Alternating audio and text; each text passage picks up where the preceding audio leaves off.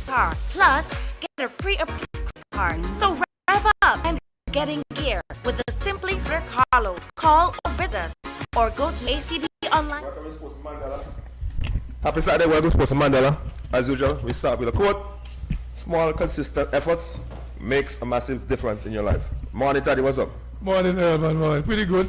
Pretty good, you know. Our finals today, partially finals, that's where see Mark came by. Getting instruments, equipments for us to stream live today and to see when big commentators show up, right? Not only big in size, but big on the radio. I was seeing one of the famous commentators on the Zoom there, Sean Diva, and hopefully... You hear me? Yes, we can hear you. That's Andrew? Okay, good. No, Sean. Yeah, so we definitely should have a good show today. Earl been bugging me about the show for the longest while and they want to talk cricket. They don't like what's going on now, at least. They don't like what they see, you know? Yes. So we also another famous panelist here, another Cleve Joseph, former Antigua fast bowler for years. Well, shall I say one of my sons. So hopefully we'll have a good show today, okay? Yeah. And let me say good morning to Cleve Joseph. Morning, what's up? Good morning, Earl. Good morning, Taddy. Good morning, Clement. Nice being here once again. Hope we can have a fruitful discussion this morning about cricket, not only locally in the sub-region, but in the wider region and internationally also. I want to say good morning to Mr. Clement Joseph. Yes, good morning. Okay. All right, Sean, let me say good morning. Sean Divas, good morning. How are you doing? Yeah, I'm too bad to be stressed. Check the sound there properly so we can hear it. So check the sound there in the back there. Yeah, Sean. But Yeah, you hear me? yes, I can hear you. 1, 2, 3. Yeah, Morning. How are you doing? too bad to be stressed. All right, so good. I was talking to Dave Suppy Joseph the other day. He told me Sean used to be a very good half-spin bowler before he became a commentator. So give us a little history of that, no? Yeah, I got into the Ghana first class squad, but Moxie and Harper, I used to play for the West Indies team. But then people in Barbados, people decided he can go the off spin, so I couldn't play. Because I was like a low order batter who could have bat good, but I could have bat, I was not a batter. People and them was batting all rounder. Okay, good. I played cricket though for 3 years and I got the most wickets for Ghana in 1987 in Jamaica. Okay. And then outlaw in Barbados. Came to firm out in Lara. Okay. So that's Yeah, and that is why when I got my brain surgery, Oh.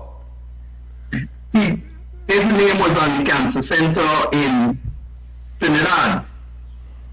And he was in Australia. So when he heard that I was sick, he called me and asked me if I'm sick. And I said yes. I already finished the surgery.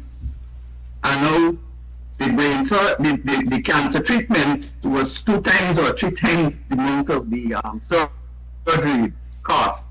And he write off it. I had paid a down payment, but he said I can't get back that. But I didn't want to get back that. All I do want to do is live. So he pay off the remainder of the fee. So I would always be indebted to him as one of the people who helped me to save my life. True.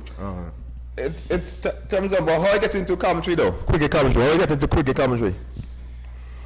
A guy called Naichan, 1994, there was a match at Beaumont with Ghana and Jamaica. And the Jamaica commentator didn't turn up. So I came the second day. I still playing cricket.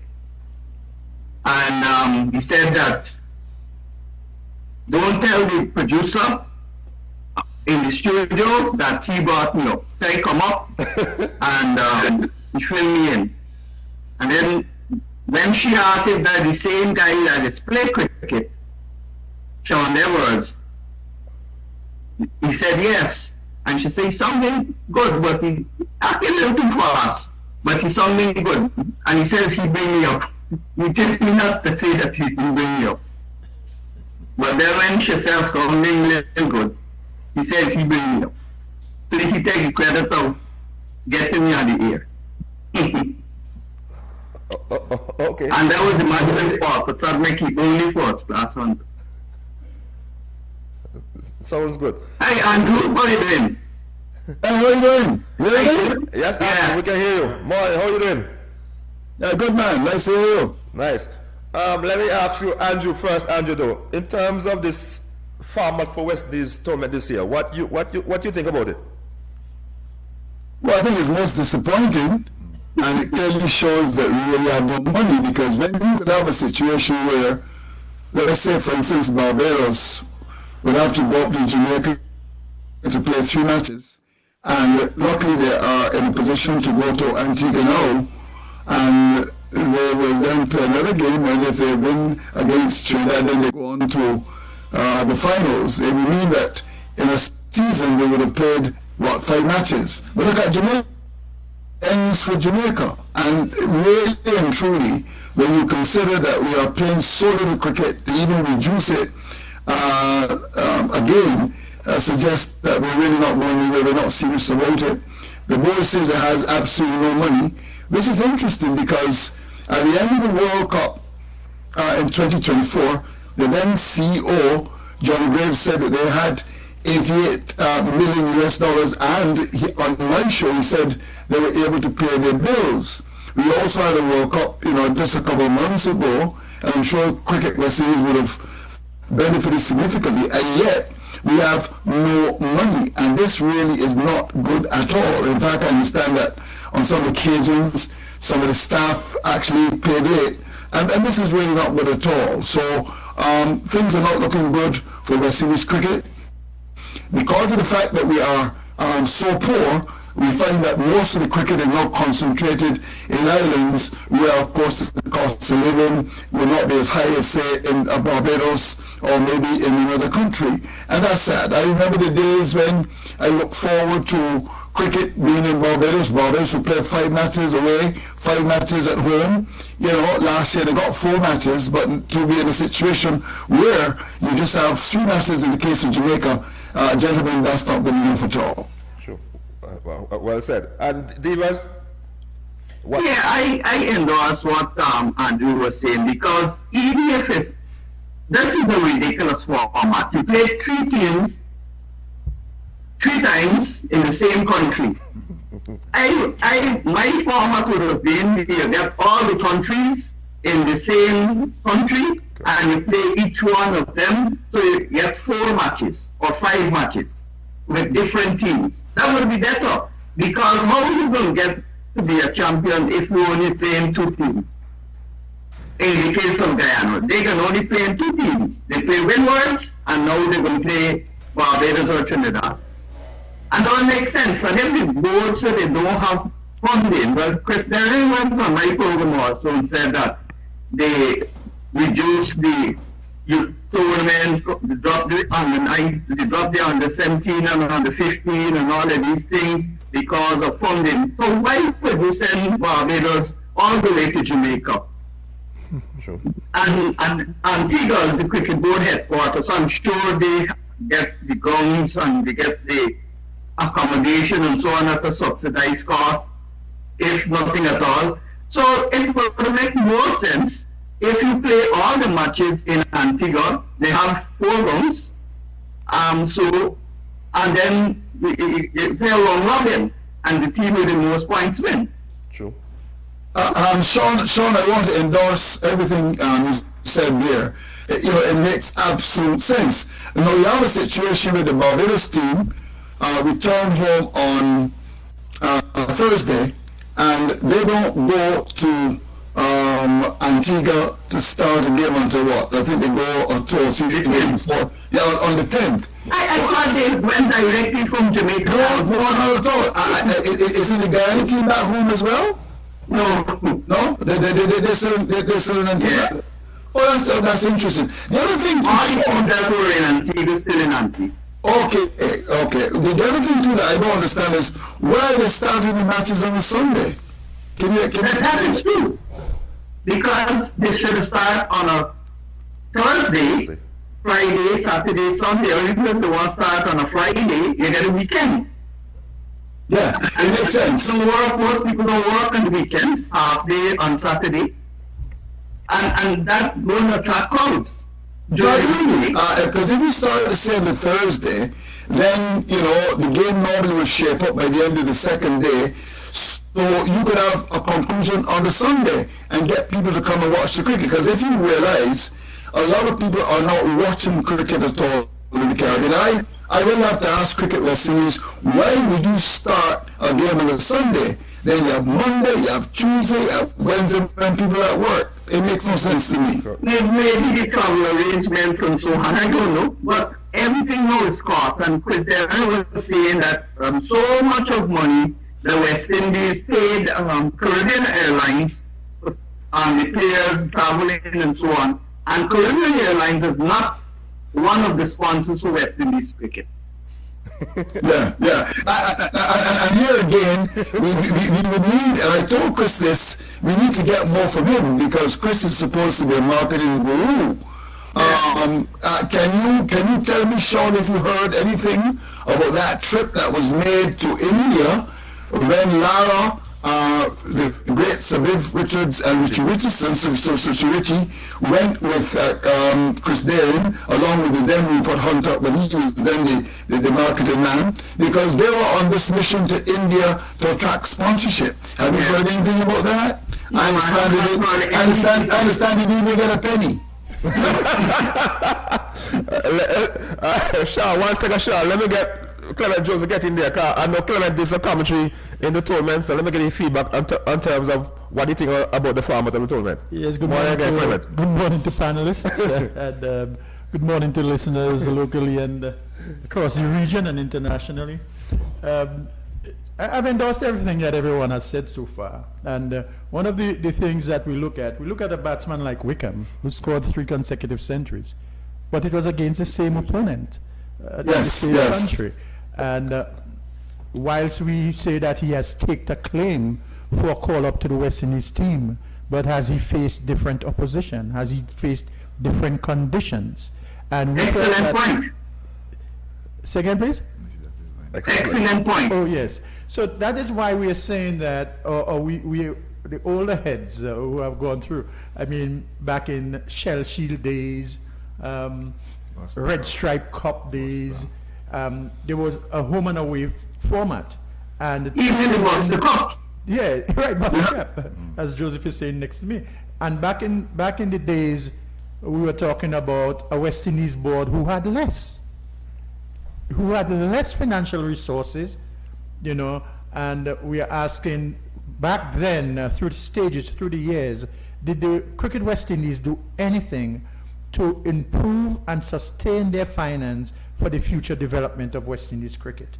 And from an objective point of view, it is that they failed, and yet they maintain the same structure, and they need to revamp it, they need to revolutionize it, so that what happened this year does not repeat itself. Sure. Our cricketers need a lot more cricket so they can develop themselves under different conditions. We had people playing Sheffield Shield cricket in Australia, playing county cricket in England, and after South Africa had been opened up, you had some of them going to South Africa to play down there, and then playing in our domestic tournament, and there was more cricket and more cricket and more cricket. So curtailing the amount of cricket that we play because we are under-financed or we have no finance, we need to look at probably the older model and say, well, where did the finance come from then? And quite rightly, Andrew was talking about playing cricket, starting cricket on a Sunday, and there's nobody at the ground. People are coming from church and they go straight home to go cook, and they're not bothered about coming to the park and rooting for their teams. Windward Islands played Guyana 3 times in Antigua, and that was the only team that Windward Islands played. That was the only team that Guyana played. And Guyana was a superior team to Windward Islands. Well, you can say so, or you could say that the Windward Islanders did not apply themselves because they had Guyana for modest scores on a few occasions, and let that slip away. So we're going a superior team, or the Windward Islands just, not applying themselves? And again, playing. I think it's a combination of both. A combination of both. Okay, If you look at the top order, Anderson, Nandu, and Inak never produced what they are capable of. Right. And Chandra Paul, although he got a century and 2.5 centuries, and an average of 77, I would like to see him back with more intent, because he's not going to get back in the West Indies team batting so long, and the quality of international cricket would be higher, True. and he would make less runs, even if he bat that same time. Well, if Chandra Paul could bat like that in a test match, the West Indies would have more dignity. We would have Yeah, but he wouldn't. It's not likely that he would bat so long in a test match and score so many runs. Let me, okay, Sean, let me. I want to support Sean here in addition to Ghana's strength, because Ghana has the best team in the region. There's no question about that. They do. And the other thing, in addition to what you said, Ghana has 2 match winners in terms of Pamal and Moti. So I did not expect the Windwards to even come close to winning the game. The Ghana team has a very good captain in that. They've got solid batting, and they've got people to bowl you out. Now I just want to make another point about this competition. Now remember, Barbados played against Jamaica at Chedwin Park, and Jamaica won the game. And Jamaica then went to Sabina Park in the second match, and as we say in the Caribbean, they parked the bus, because it was about trying to get more points than Barbados, and it backfired on them. The cricket became dull and bored. It is my understanding that the grass was taken off of the pitch. Look at what happened. So then it doesn't lend for attractive cricket at all, because all Jamaica were looking to do was to try and get more points than Barbados to advance. And when you do this, it really makes a mockery. The other thing too, fast bowling points. Now, are you telling me that our team is going to get a fast bowling point when Kyle Mears, who is as slow as myself or Sean Devers, gets a wicket and gets a bonus point? I asked the Barbados management about that, and they said all they had to do was to indicate in the selection of their team who were the fast bowlers. Are you telling me that Kyle Mears is a fast bowler? Suppose our medium pacer become come on the ball and Cotton Campbell out. Are you going to get a bonus bowling point for that? Come on, absolute rubbish. And by the way, I don't think that I ever saw a release from Cricket West Indies indicating how those points were to be done. I didn't see that at all. And these are the things that you really have to get right. What fast bowling points for some like Kyle Mills? Utter rubbish. True. I think those things were in the regulation. One second, Sean. The format to me has no sense. I don't know what they're trying to prove with that format. I mean, we need to be playing more cricket in the Caribbean. I mean, when it started, I was hoping that I would see Jamaica in Antigua. I thought it actually was a round robin until I realized what the format was. I mean, I heard Kurt McKenzie making some runs, and then I was saying, well, I hope he gets to Antigua so we can see him against some other bowlers, some other variety of bowlers, because he's hoping to get back into West Indies team, and West Indies do need a stable opening batsman. I mean, and with the as and Miss was saying a while ago, fast bowler. You can't be telling me once a man run off, then you consider him a fast bowler. Right? So you're giving them bonus. Once you make the name, he don't say so fast. He's a fast bowler. And in fact, there were some teams that got points, significant points too, as a result of that. And they would have also structured their team, in that regard, although the medium pacers might not be the best. So I don't quite understand where they're going with this. Yeah, Sean. And Guyana had Shamar Joseph, Kimu Paul, and Niall Smith. And the other one was Isaiah Thorne. And they had the ability to get fast bowling points, and Morty got the most wickets. He got 2 5 wickets hauls. But Sean, correct me. There are no bonus points for spinners, right? Am I correct? No. Okay. That came about because they wanted to encourage more fast bowlers being let me say, next they're probably trying to century. breed some fast bowlers because you know there's a lot of spinners around now. Everybody. Well, I know Weeper are not happy about that, though. My information is that Weeper believes that if you're going to maybe encourage spin bowling, you could actually encourage leg spin bowling. As you know, there's a around the Caribbean. Sean, can you tell me of any leg spinners we have really? What do we have? Well, there's a guy from Jamaica, Mansing, there's a guy from Trinidad, and there's Latif, but he wasn't in this team. No, yeah. But the general point is that there are very few leg spinners around. Yeah. But they're giving points for leg spinners in the breakout league. I mean, Mackenzie did fairly well, and there was another one from Trinidad, a beast, I can't remember the name, but those guys did well as bowling leg spin. I think they were giving some bonus points for leg spinners in the breakout league. Well, I have no problem with them giving bonus points for fast bowlers because I think we need some fast bowlers, but then they got... Oh yeah. What is but Sean, do you have any quick bowlers? Who's the quickest bowler in the Caribbean now? Shamar Joseph, Alzari Joseph, I think Seals, Right. Nine Smith. And here, a young pitman is bowling fast too. Young pitman for was bowling fast, I understand.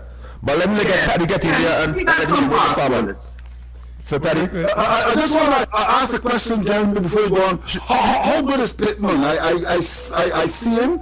You would have seen him there in Antigua. How good is this young Pittman? Is he one for the future?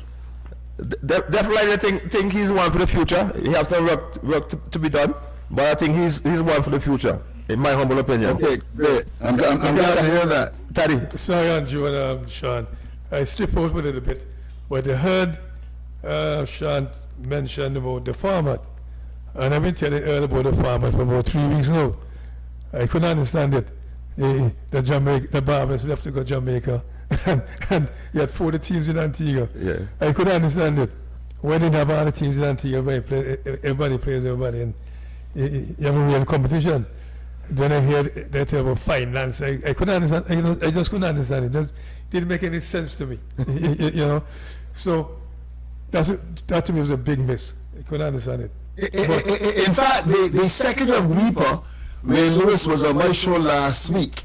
I asked him about it, and because I suggested, as Sean suggested, that you could have had all the teams in Antigua, because remember originally it was just to be the Leewards and Trinidad and Antigua, but because of a mess up, Guyana was supposed to go to St. Vincent, and then Guyana ended up, and the Wingers in Antigua.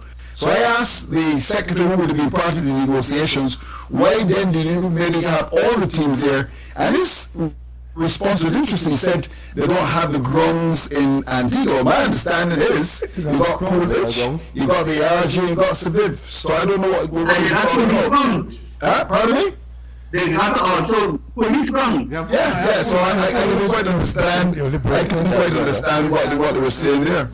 Yeah, Liberta. Well, there are too many goals in Antigua now, Sean, and Angela. There are too many goals in And Antigua. Benjamin has a ground. Liberta. Liberta. That's in Liberta. In the border. Yeah, Liberta. Ben is Liberta. Yeah. Yeah. So we have too many venues. So venue couldn't be the issue. That's misunderstood. Yeah. Yes, but I'm saying again, you know, I mean, I mentioned fast bowling because Cleve asked a question. Anybody take a long one as a fast bowler? I don't know what fast bowling. You know? When we talk about fast bowling, we missed out Anderson Phillips. Yeah, He got 5 wicket runs. Yes. And it gives 150% every time. What I like about him is he's always fit, which is good, and he gives 150%. So that was a positive. And of course, the ban of Kevin Wickham. Here's a young man that made 3 consecutive hundreds. You reminds me of the old-time West Indies batsman, and I would think that he is going to be in the mix, and there's no question about that. It's really good to see him come through. We know this ability, and there's an interesting story surrounding Kevin Wickham, you know.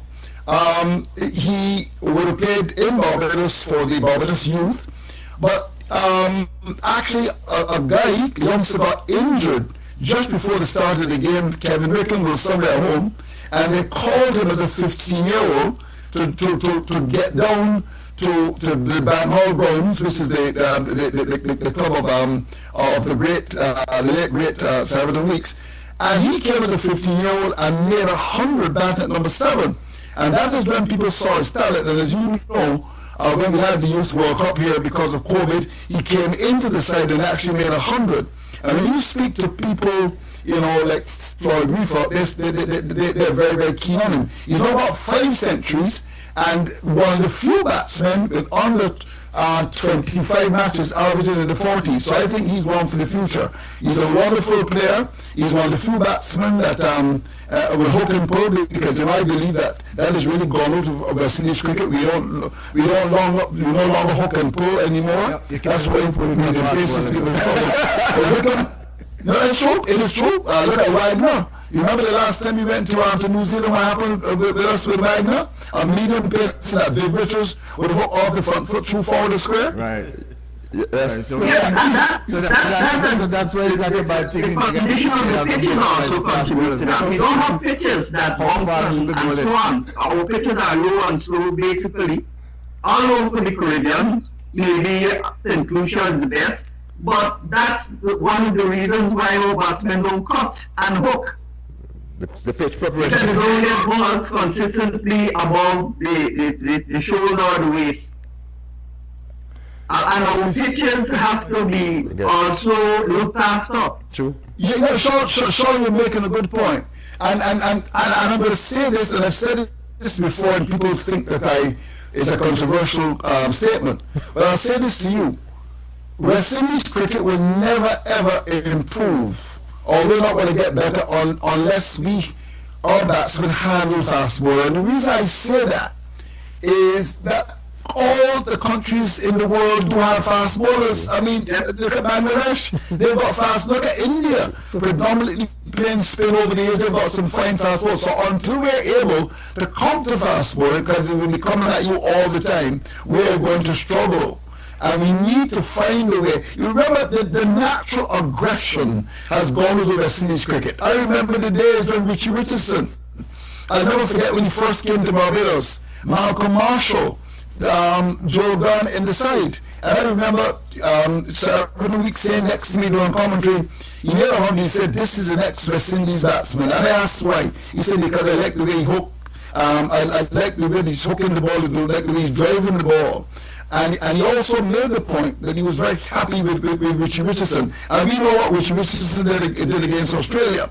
So yes, we talk a lot about pitches in the Caribbean. We have to get fast bowlers. But if we do not counter fast bowling, teams have fast bowling all over the world, we're going to continue to struggle. One second, let me Taddy again. Andrew, see, I want to get involved in this conversation, you know, because I'm here laughing away. Because Cleve asked a valid question. At what the pace, what pace the ball at speed. Because when I played, and the ball in the kind of pace they ball, you know, sometimes I keep on the wicket, they get so slow. They kind of 80-something miles per hour, didn't frighten people. You know, didn't frighten us in Antigua. We played against Antigua, I was in some great ones here. So, when you play recreation going, I ain't having a pace, you're very slow. I can tell you that. So I know about that sort of thing. So, and I played with Viv Richards and Andy and those guys. So, and Andrew made a very valid point. All the teams. Yeah, no, seriously. I mean, if we do not counter fast bowling, we are going to struggle. And remember, teams recognize that we don't have batsmen that will counter you, and you're going to find that when a Bangladeshi bowls at the West Indian, he's going to be aggressive. You remember the last time Bangladesh came? I think there was I'm sure Sean was good on stats. There was this fast bowler from Bangladesh who got 5 wickets in Jamaica.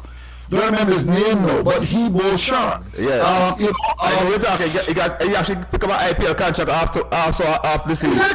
Exactly. Yeah, man. So you might ask Sean just now about fast bowlers, and he mentioned correctly 3. You got Shamar Joseph, you got Alzari Joseph, and Jaden Seals. But outside of those 3, And Anderson Phillips. Gentlemen, can we identify 2 other fast bowlers in the Caribbean that are getting up to 90 miles an hour? Or close? Yeah, well, I put Naismith in that category. Okay, anybody else, Sean? Excuse me, but there's a young guy from Barbados. What's his name? Jonathan Lane. Alistair? Lane. Lane is the one. Alistair? Lane from Barbados. I think it's Jonathan Lane. No, I don't think you get to 90, but he's okay. No, he's not up to 90 years yet. But he's just He's got the ability. I'd like to see him eat some more potatoes and And he looks I was very impressed with Ryan Johnson. But not with control. Sean, your Batman, you know your cricket. I've always liked Ryan John. He gives you 150%. You see, he would never be a Malcolm Marshall or Joe Garner, but he's the type that will just give you plug away. He's not quick, but he gives you good control, good length and line, and I like him.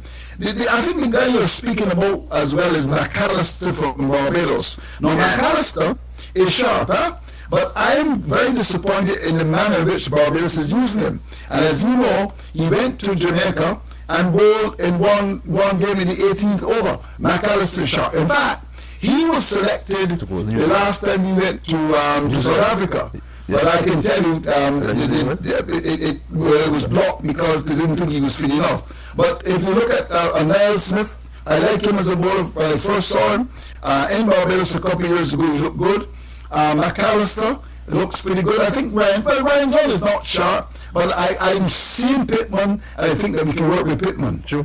One second, Sean. Sean, one second, Sean. Batting and bowling. I want to jump in, Sean, because I'm hearing this conversation, you know, but Andrew, the problem starts in practice, because these batsmen don't want people bowling shot in practice. I can recall one of my guys, fast bowler guys, he went to train in West Indies. They asked him to come practice, and he bowled 2 balls, and asked him to take him out of the ball. Then he went to practice in Australia, and punting, running around the Simon, bowls and bounce, and bounces, stop trading, and tell the captain he wants to bat that guy bowling on the bouncers. So we in the Caribbean now, we don't want people bowling them bouncers. I say, remember when Richie came, when Winston Benjamin came first to come by in school, and I was there bowling quite a few bouncers, and Richie loved that to come by in school. So Richie wanted to get the ball and the fast ball and the bouncer practice, but these guys these days in practice don't want nobody bouncing them.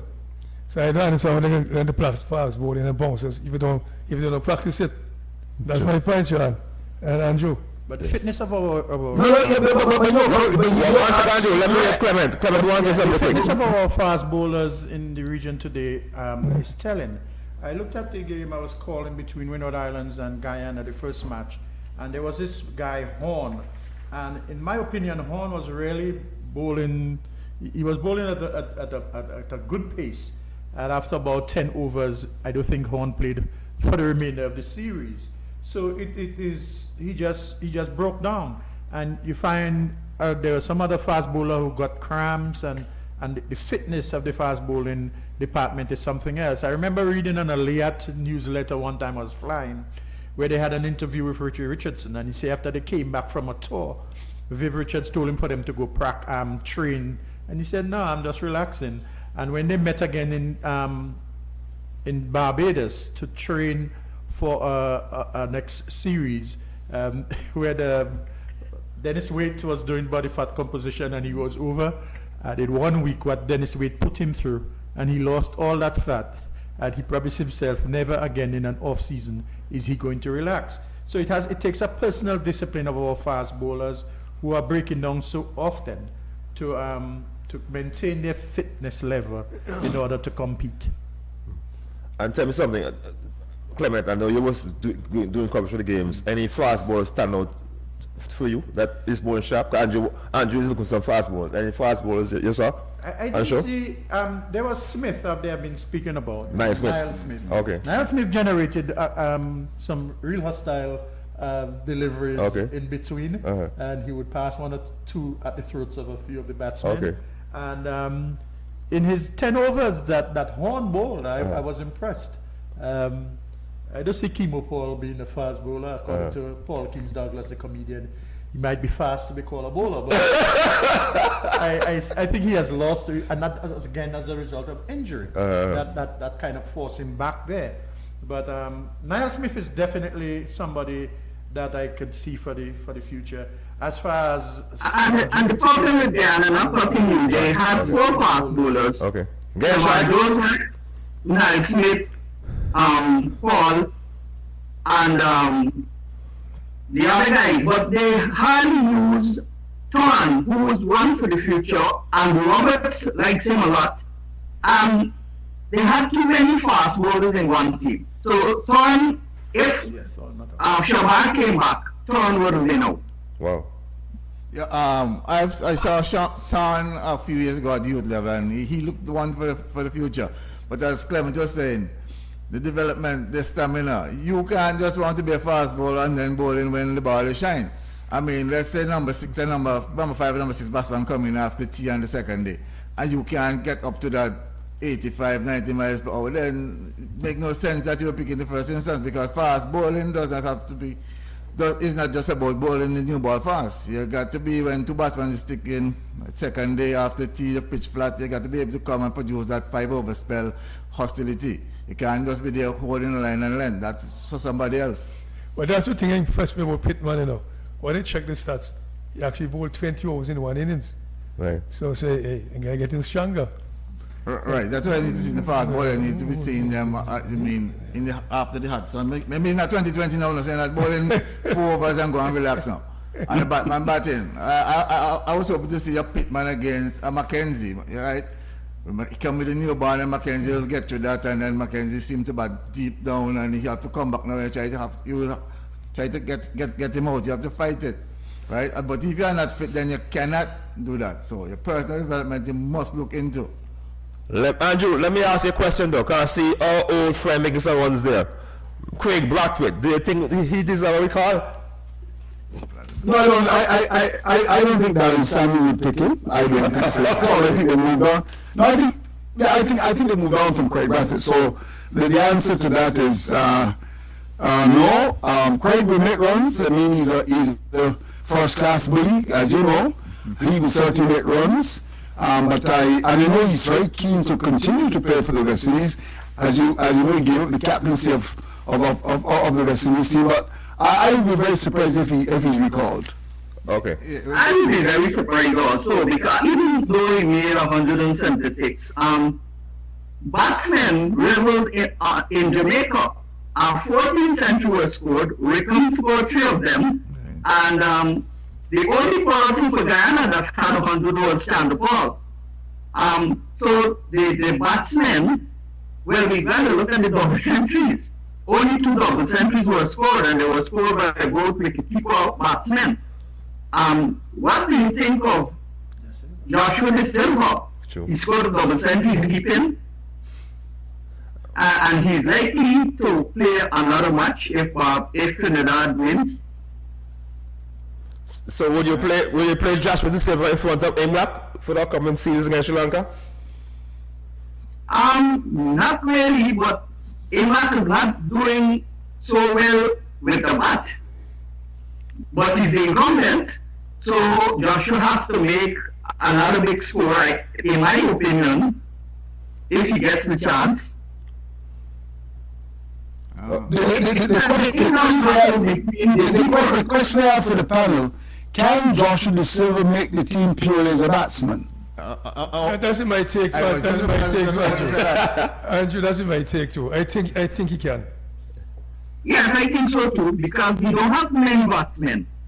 And not only that, guys. Remember too, he have a good head on his shoulders. I think he have excellent leadership skills. I think he would need to have a big century against a different team. A different team. Yes. Oh, okay. And if he scores, yes. Clement, I would disagree with you. Okay. Even when he played for West Indies, he scored other ones in the middle. When he played for West Indies, they say his batting, his keeping is not good. But So if Joshua De Silva plays as a batsman, where do you think he'll bat? probably about 5'6". 5'6". Yeah. Oh, What do you think? well, I agree with that, and Imlap is still the best keeper in the West Indies, and Joshua, I assume could make the team as a specialist batsman, as a backup keeper. Right. Clement, again, you were saying something? Django, where does he come in? Django. He also keeps wicket, doesn't he? Yeah. And what about Django? Django was a wicketkeeper too, but he didn't make a double century in this series as a wicketkeeper. He made it as a specialist batsman. The silver cap. But he's got a double century as a wicketkeeper in the previous series. But can Django make the team purely as a batsman? I don't think so. Oh. So Sean, if we had to play a test match tomorrow, who would open the batting for you? Good question. That's a good question. Because the guy in Jamaica, what's his name there? And his batting best. Yeah, John Campbell and Mackenzie will be my open batsman. What do you guys think? Who the two? John Campbell and Mackenzie. Oh. What do you think about that, Sean? John Campbell? And Mackenzie. Maybe, but then you gotta look to see if they would pick Chandra Paul. But because how Chandra Paul is batting, he's gotten the runs. But the manner in which he's gotten them, I don't think he could replicate that kind of temperament and runs in international cricket. He's got to have more intent. But he's one with a great temperament. He will draw the matches. And these are going there with a I go into West Indies now, a draw. But I don't think he could bat with this same temperament and get the same amount of runs at the international level. He's not as one. It's far And Sean, you're correct too, because at the international level, if he takes at the regional level 100 balls to make 50, you know it's going to be more difficult because they're more better and the field placing is going to be better too, huh? Correct. And if he bats so long, you finally get the ball that his name is on, and he will make any run. Absolutely. But let me ask you a question though. Clement can answer me because this guy's from Clement Village, in his side of the country. Akeem Ogris. What you guys? No, Akeem Ogris is from St. Lucia. What you guys think about Ogris? He's a good batter too. He got 2 big half centuries, 90s. Yes. But my problem with most of these batsmen, when they get set, they just out. Not with great balls, but just give themselves. So put that down to fitness. Put that down to fitness, Sean. When he scored 95 in the first match against Trinidad, against Guyana, sorry, he was on 95. And can you believe he was going to try to bring up his 100 with a 6, and he was caught on a wicket? That's what I'm talking about. Discipline. They don't have much awareness. They don't know how to build innings and convert. Yes. When you reach 90, you're supposed to get 100 on a big 100. When you reach 40, you're supposed to get a big 50. Yes. Many batsmen, especially Guyanese, they got big scores, but most of them got 40s. I think they had a match with 5 40s, Guyana, when they got that big score against the Windwards. So do you think that these young batters and bowlers, do you think we need to get mentors around them to tell them directly the right path, how to build an innings and what to do and stuff like that? What do you think? Yeah, I see Gibson's come back as a bowling consultant. No problem with that. But we need a batting consultant. Our batsmen is what are the problem. They are the problem, not the bowlers. Yeah. We got a reasonably good bowling attack. But we need somebody to work with the batters. So probably that's and most of the young batters, well, except Buffett and Santa Paul and so on, so an extent, are not wanting to make their mark in 2020 cricket. So that is why they're batting like that. They can't take big runs with all shots. You gotta have shot selection also. I looked at Guyana. Yeah, I agree. Sean, I agree with you that we don't only need someone to help with the batting, but you also need to have a selection panel too. This foolishness about this, I mean, being the only selection needs to go through the window. Because, and it was so nonsensical in terms of the construct of the West Indies team that went to the World Cup. Then we have 3 people and none of them could make the side. True. We picked Johnson Charles to go to the World Cup. We had Jaden Seals and Sampson that went to the World Cup, and none of them at any stage looks as if they would have played. So I'm calling on your show for Cricket West Indies to stop with this foolishness of having one selector. It makes no sense. Go back to what we did in the past. Have a selection panel. We agree with you 300%. Yeah. I mean, we didn't really bring that up because to us that was not enough for discussion. that is most ridiculous, you know. So we'll wait and see. And we already had the guarantee from the Cricket West Indies president saying that Sammy was going nowhere. You cannot allow a man to have this confidence that he can continue doing what he does to the detriment of West Indies cricket. So we definitely need... And the thing is that not only Sam is the only selector, he's the all-format coach. And Yes. you see what happened when he left India? Somebody had to take over, I think it was Kohli. Yes. You can't be all-format coach 2021 day and test. It doesn't make sense. And the It wasn't president, him. and the president of Cricket West Indies said he has full confidence in him. And he also said that we only criticize him because he's a solution. You select a deputy... Lest we forget that, huh? Remember that famous statement? you select a deputy to the West Indies cricket team with no continuity in mind. Yeah. Warrican hardly gets a game, but he's the vice captain. So that when they go and they play a match and he's not on the field, somebody out of nowhere has to become the vice captain. So sometimes it's a spectator at deep mid-wicket or some spectator sitting at long leg that becomes the vice captain if Chase has to go off the game. And you have to ensure that a vice captain is somebody who commands a place in the team, and a younger I agree with version that. of the captain that is understanding the captain for events. I agree with that. And Warrican strikes me like a bowler who will only get wickets in Pakistan. True.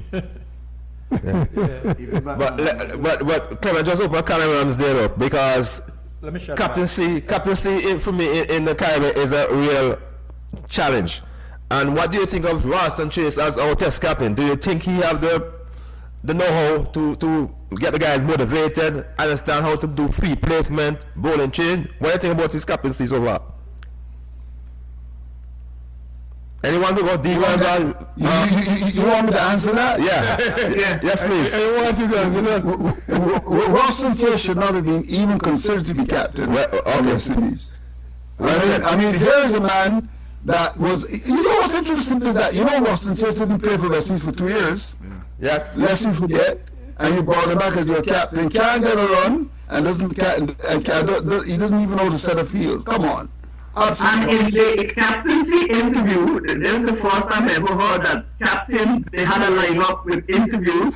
Yes, six of them. They asked them, and Joshua De Silva was nominated as captain and he didn't even make the team. Yeah, absolutely. And in fact, I'm told that Warrican was a leading candidate, apparently in this test that they had, Warrican was a break boy, got the most votes. So if you're a break boy, you get the most votes. But that doesn't necessarily mean that you qualify to be captain of the West Indies. It's a different fish altogether. And I think that Chase has to come under the microscope. The question is, can we continue with Ralston Chase, who's not getting runs, not captain of the receiver? Can we continue with Chase as captain of the West Indies team? The answer, for me, is absolutely no.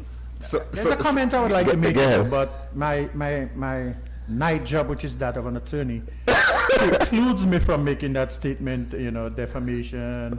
They would say I would have to prove it and stuff like We'll that. say alleged. Use the word alleged. But Use the word alleged. I think if you use alleged by law, you get it? even though I say alleged, it would be so far from reality that I so, but Ralston Chase as the You can say arguably he's not the best captain. Yes, I could just say like that. Thank you for that advice. He's not the best captain that the West Indies had an option of selecting at the time, and you have to look at somebody else. Joshua Silva, the Silva. I would have chosen him over Ralston Chase as a captain. He's motivated behind the wicket. You hear him. You even see him setting the field some of the times as a wicket keeper when he was not the captain on the West Indies team. And so he shows the acumen of leadership that I think at this fragile state of West Indies cricket would do well to have the Silva as a captain instead of Chase. So if I'm hearing you correctly, Mr. DPP, Yes. Joshua De Silva should be our captain for the series coming up.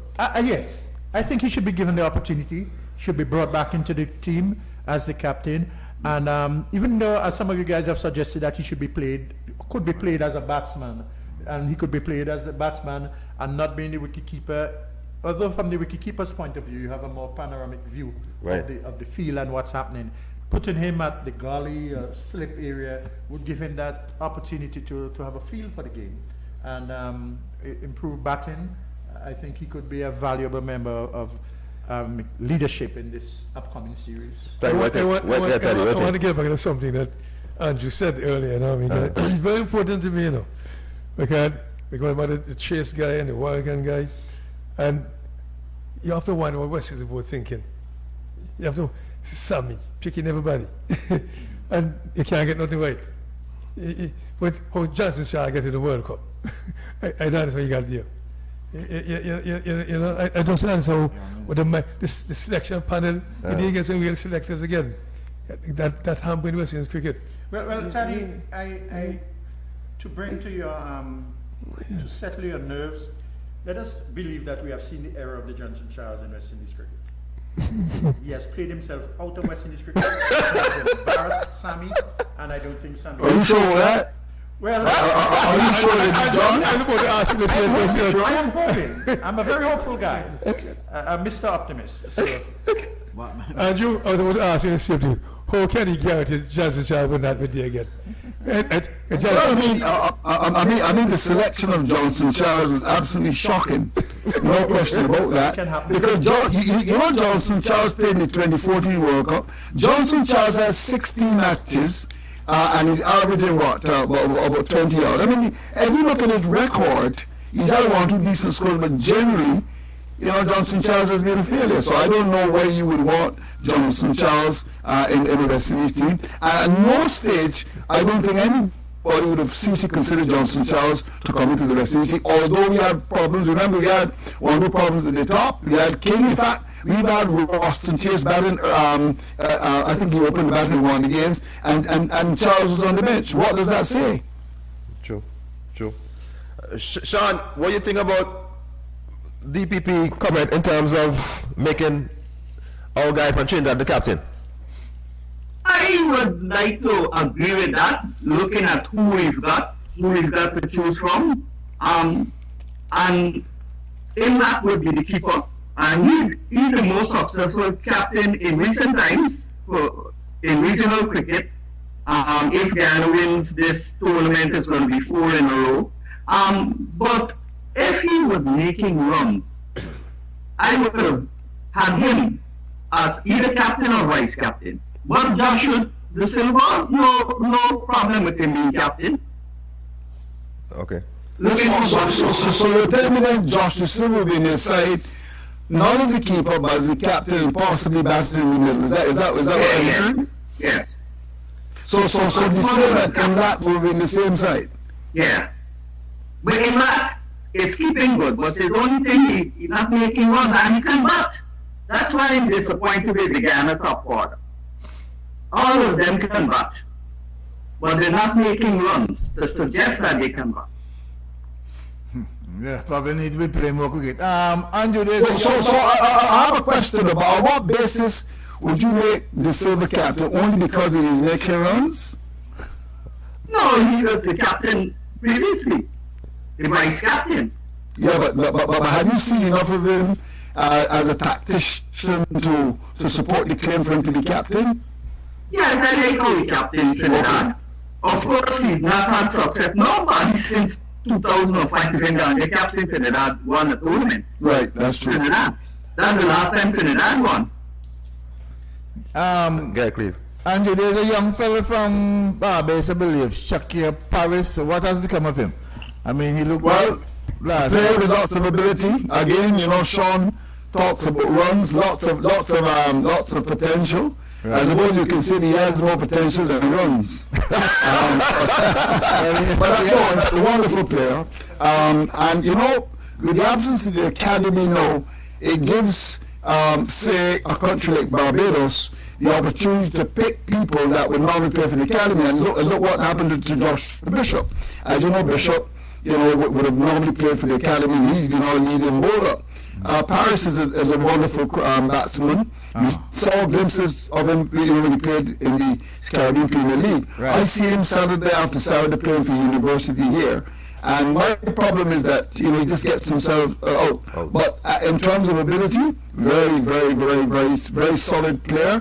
And one I think that once he gets runs, could very well make it. But the answer to your question, I think he's a wonderful young batsman. I like Ogis, by the way. I didn't get a chance to comment on Ogis. I think Ogis, despite his indiscretion when he got to 95, I think, and he's also on the radar, Right. Darren Sammy thinks very highly of him, and will not be surprised if he's in the mix along with Kevin Wickham.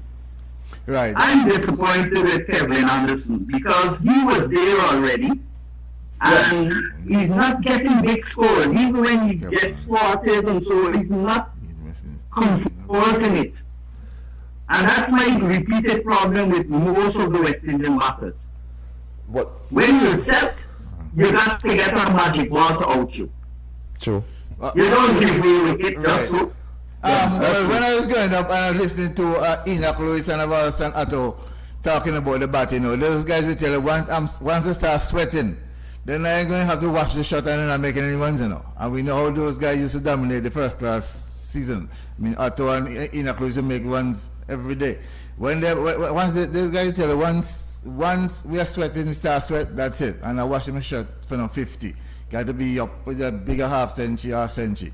The other problem I have with our young batsmen, them, I find a lot of them can't feel. And I have a problem with that.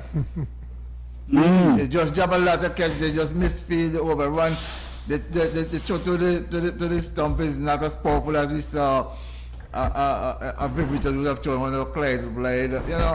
To me, they seem to be just be one-dimensional, that they want to bat. And some of them think if they can bowl a bit, that they might get a T20 contract. But they can't feel. Most of them know they want to be on the box. But I remember Roger Harper Exactly what happens. To bowl or bat. But it doesn't take any skill except fitness and commitment and one thing to do the work as a fielder. Anybody can become a good fielder. Once you're fit and committed, Correct. and then you could become it. You have to work on it. So there goes the fitness again, because if you're not fit, then you can't bat long. Concentration goes, and you are the worse as the higher it goes, the better the bowling get. So you have to be fit to be able to feel and bat for long periods. You can't be at a net ball. Well, in Guyana now there's a yo-yo test. West Indies, I think it's 50. In Guyana it's 40.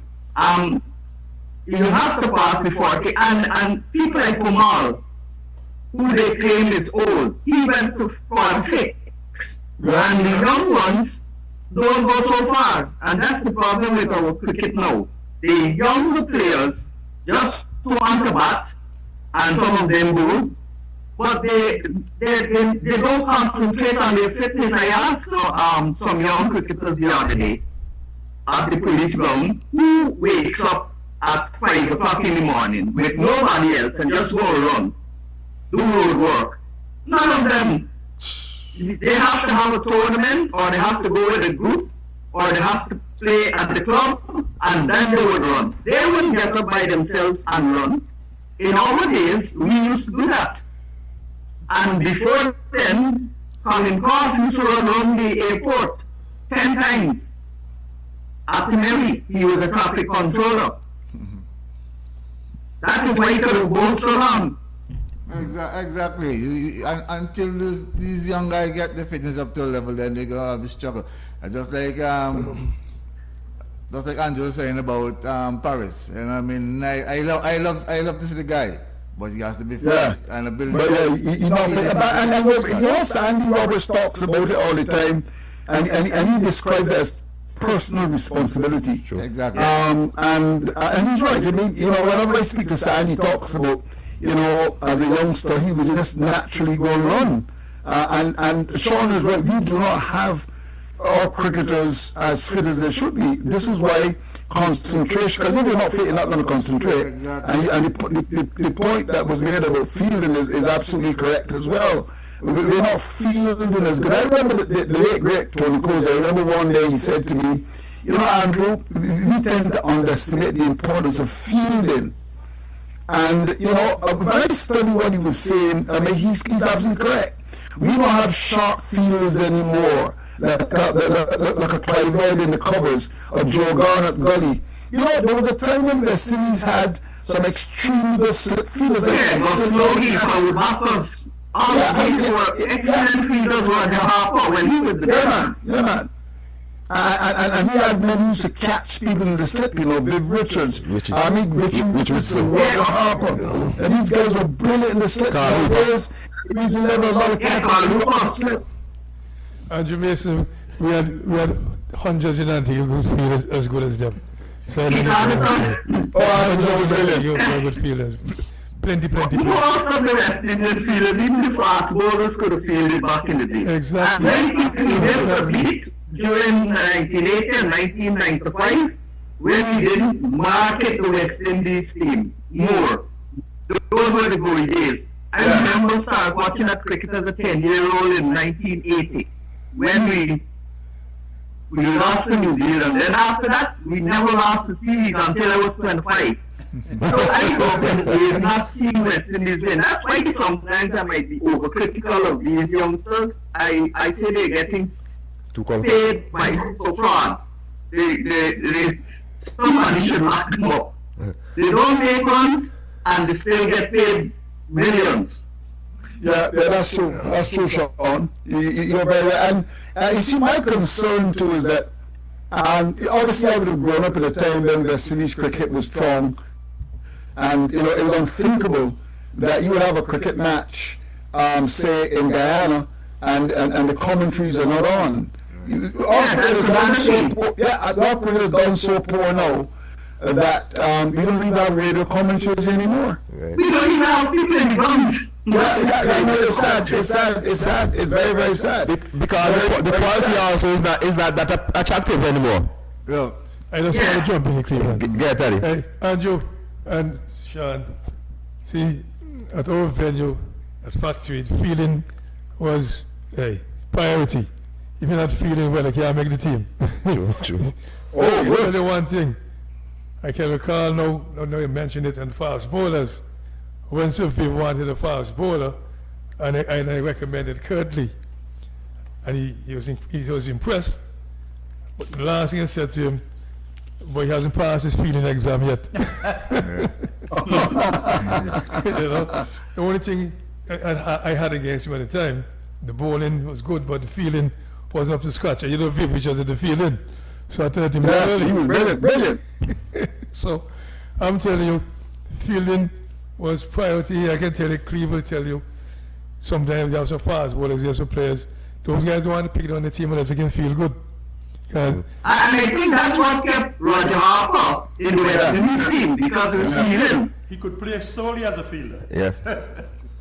As a fast bowler too, when pick edges you want to slip. Yeah, Rogi, at short leg. Desmond at short leg. Lahore even played a few test matches at short leg. Very good. Joe Garn in the gully. Yeah. Joel gone in the gully, foul back Gus Lowe get foul shot.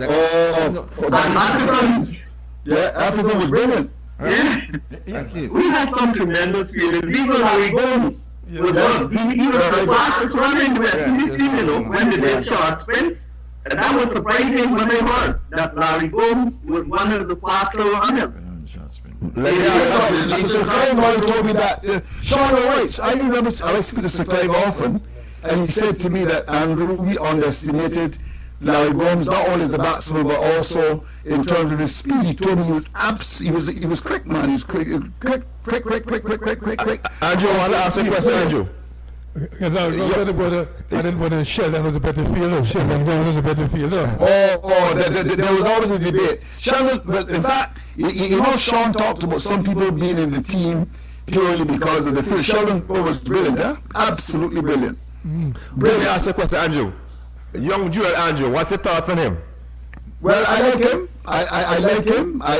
You see, I'm a little confused though, because as you know, that they played him a lot of white ball cricket, and the great Sabith came out and said that he wanted to see him play some red ball cricket.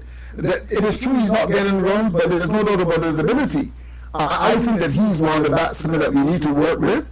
You know, Sean talks about a good batting coach, and that's something that we need to look at. But in terms of raw potential, Joel Andrews is up there. There's no question. Remember in 2024, Joel Andrews got back-to-back centuries. I think he got 2 centuries against Guyana, and he got another one in the next innings, and he ended with the most runs or the second most runs, and they picked him for the West Indies, and he didn't really show the ability to bat and make runs, but he had the ability to look good. But that's the same thing that I'm worried with about Wade Plum. He scored all his runs against Jamaica. Right. Hold on, can I jump in quickly? Can I hear Sean up and laughing, say Andrew has the ability to look good. That reminds me of Carl Hooper. I was just... When you talk about Carl Hooper, but Carl Hooper is my favorite batsman. Above everybody else. Yeah, What if you look at Lowell's Hooper's average when he finished? 29. It was as good as any of the batters in the West Indies team, and better than most. And they say the underachiever. He got 100 wickets in all formats, 5,000 runs in all formats, and 100 catches in all formats. So he would be one of the best all-rounders to the West Indies team. I had to feel against both. I'm sure, Sean, what you just called a very, very important name there just now, Brian. Gentlemen, let's take the opportunity to wish him happy birthday today, huh? Oh, today's Yes, Brian. happy birthday, legend, Happy birthday. Cleve Wallace is something guys. 57 today? Is he 57? About Yeah. 57. Yeah, think about that. Cleve Wallace is something here. So Gordon Greenwich was yesterday. Yeah, 75 yesterday for Garden. I think 75. Yeah, I think 75 Garden yesterday. Okay, well, I had the privilege of playing against both Brian Lara and Carl Hooper at youth level. And I tell you, Carl Hooper, as I say, is classic, nice to watch. But he remained there. He just remained potentially good. Brian Lara became productive. So for me, that level. So who had more potential than runs? Hooper yeah, that's what I'm saying. Everyone told me You need to make on the stage too. but bat just as good as him. But he didn't have the self-belief in himself. I believe That is why he was never made the amount of runs his talent suggested he must. He should. And I played against Lara and Hooper at youth level. I even owned Lara in Barbados. Really? Like before? Yeah. Oh, like before with the Hold on. No, I can't. Sean, hold on. Generally, he was And played across the line. So it was a technical flaw. Gentlemen, I have to leave you pretty soon. Okay. But I want to spend a little time on the pitches, you know. What's going on there, gentlemen, in Antigua? We talked about the batting, we talked about the bowling, but of course we need to speak about the pitches there in Antigua. Well, we have pitch expert here, so pitch expert answer. Taddy Allen is a pitch expert, so he answers you. Before I get to the pitch expert story, I happened to play against Desi 1978 in Barbados. The finals, Lee was against Barbados in Barbados. He just come in cricket. And I can recall he made a good score. And I've often asked Andrew now, because to this day I'm still amazed. He hit some sixes over mid wicket on the western side. And when they went on the stand, like they wouldn't land. But when the ball came back in, as soon as it went back out, and I said fielders outside Andrew, because that's when the ball come back so quickly. No, he was brilliant, huh? But I to be honest with you, I haven't been around the grounds much, you know. Andrew have done 4 test pitches here. The last one did was 1999 the Australia West Indies game when Laos scored a century, a quick blast in century, you know. But I'm not to fight me, guys, so I'm not one of them. Keep on the language. But the pitches, because you give me one of the best pitch in the world. At the stadium, I've seen the guys prepare the pitch real good over the years, sometimes. But I don't know what happened. I was asking Red, he was on my program the other day, and I was asking him what is the status with Crofton, Alton Crofton, and he said he doesn't know. He's going around over the region because he went to some pitch session in New Zealand a little while back. And they call them curators now. They don't like to say groundsmen. But the pitches aren't usually very good. You play ball, even Liberta, sticky wicket, stadium, recreation grounds. Almost everywhere going on, they have good pitches. I don't know what went wrong with that. I can't comment because I haven't been into the ground for maybe the better part of maybe 10 years. I haven't been in there. So I can't hardly play cricket there anymore. So, and the stadium, I don't know, people don't want to get close to the pitch. And I don't know what's going on. Cleveland, they're more close in line than I am. Honest, when that match was abandoned, it robbed the Searles of getting a record in the West Indies because Trinidad, the team that they're playing, the leewards were 104 to 7, and he had all 7 wickets. Yeah. Cleve, you were saying something about pitch. No, well, the ground curator said that well, he did not get a chance to put enough moisture so that the cracks became large on that day after it was covered. But usually at the stadium, it's a flat, nice pitch. I don't understand what happened. He came on the day and said, well, he did not get to prepare enough moisture. So then the crack opened up. But I don't believe that the pitch was any dangerous pitch at all. Even though the batman get knocked the ball, pitch about midway down the pitch, and he was on his front foot trying to play the ball somewhere, God knows where. Right? Eyes off the ball, so. Hey, Andrew, I don't heard Chris say something that's happening. They sound to me like sweet sounding nothing. Hey, how can you have, then you try to put in moisture when you're not using the pitch on the day? You prepare the pitch every night. I guess they didn't use water, they wet enough. I don't understand that. That's what you Yeah, said. the water. That doesn't make any sense to me. I don't understand that. That doesn't make any sense to me. It makes sense to me, he comes and speaking at Clement, what do you think about what transpired at the stadium with the pitch? I saw the curator who made a comment about a particular crack. A particular part of the I pitch don't that read it too. he did not see, the and crack. had he seen, he would have fixed. But was it just one part of the pitch that played that way? And as some persons have said, I'm like Fox News who always say, some people said without identifying Right. people. Some people have said that if the pitch was so dangerous, it would have been dangerous from day one, because you had all these wickets falling between days 1 and 2. And as Cleve was saying, the shot that The we batsman. played Right. was probably not that shot to that ball, and it is something that a fast bowler deserves to use in his arsenal. Right. Was it because of nature of a pitch? I think a test match was abandoned in Jamaica one time because of a bad pitch. I think right here in Antigua, the Viv Richards, that's when they resurrected and went to the ARG. But that is from the beginning of the game. Within the first 5 overs, you see the pitch behaving in a way that you say, wow, this is dangerous and cannot be repaired. But this one took 3 days to recognize that something was wrong with the pitch. Can you blame it on preparation? Probably. Can you blame it on deterioration and the upkeep not being there? So that's where it goes. But before you're on, Andrew, there is one question, one thing I need to bring up.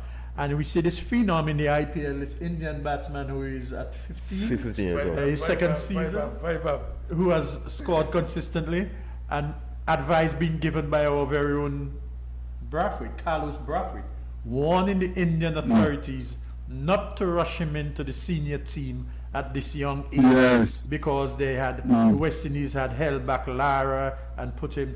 India is a team where 15 years is the standard for the greats. Gavaskar.